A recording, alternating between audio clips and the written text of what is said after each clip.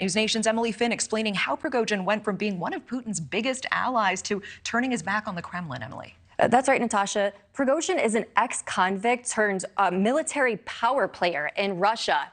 We've been closely tracking the rebellious commander's leadership of the Wagner mercenaries in the last 24 hours and the group's increasingly tense relationship with the Russian military. But how did Prigozhin rise to such a powerful position as head of this private military company? Take a look.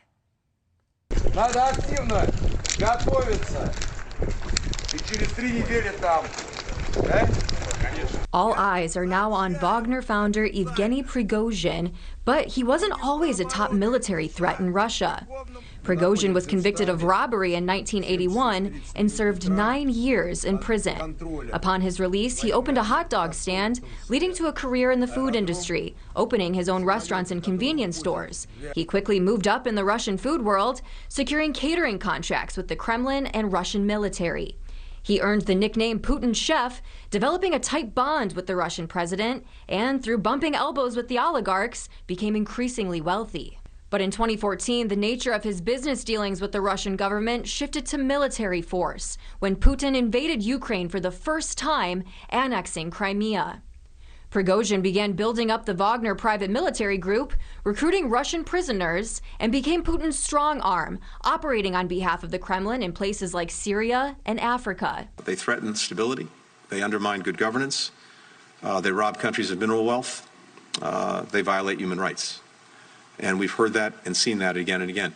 If you go back to 2017, Wagner forces have deployed to the Central African Republic, they've deployed to Mozambique, to Mali, to Libya.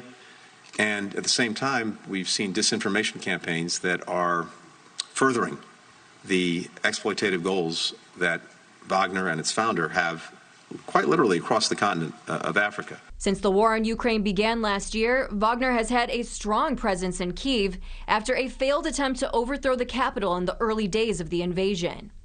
But Prigozhin has grown increasingly frustrated with Putin's wartime leadership, using social media to express his distaste with military movements. Wagner spearheaded the capture of the Ukrainian city Bakhmut last month, but claims his group is receiving no support or ammunition from the Kremlin and has suffered immense casualties on the battlefield. It all came to a head Friday, with Prigozhin releasing a series of videos berating top brass in Russia as incompetent and accusing them of attacking Wagner field camps stationed in Ukraine. The evil that the military leadership of the country bears must be stopped. They neglect the lives of soldiers, they forgot the word justice, and we will return it. Therefore, those who destroyed our guys today, those who destroyed many tens of thousands of lives of Russian soldiers, will be punished. Prigozhin then led his private army to Moscow before ordering a halt to their march about 100 miles from their target and retreating back to their camps in Ukraine. A move he says is to avoid shedding Russian blood. But with this show of force against his home country, Prigozhin is a wanted man in Russia and across the world. Putin has vowed to crack down on Wagner troops, calling the rebellion a betrayal. We will protect our people and our statehood from any threats, including treason from the inside. What we are facing now is treason. The U.S. has been after Prigozhin for years, imposing sanctions against him in 2016. The FBI is offering $250,000 for his arrest for his connection to alleged election interference.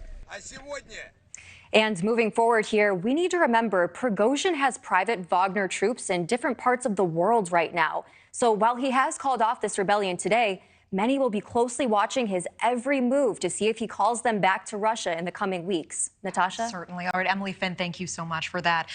Thank you for watching. Go to newsnationnow.com to find News Nation on your television provider. And don't forget to click the red subscribe button below to get more of News Nation's fact-driven, unbiased coverage.